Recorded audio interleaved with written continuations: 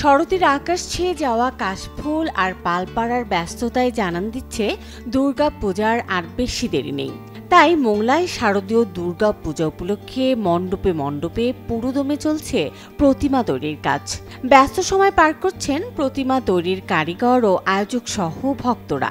দুর্গা, কার্তিক, গণেশ, লক্ষ্মী, সরস্বতী নির্মাণ প্রায় শেষ। কোথাও কোথাও চলছে রঙের কাজ।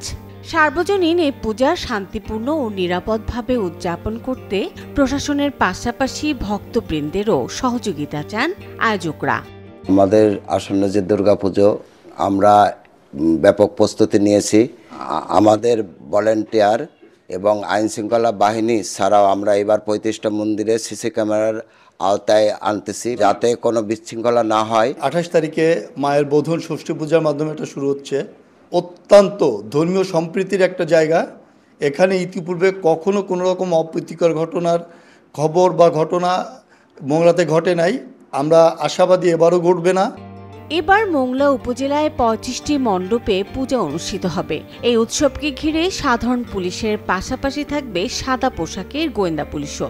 আইন শৃঙ্খলা পরিস্থিতি স্বাভাবিক রাখতে মাঠে কাজ করছে প্রশাসন।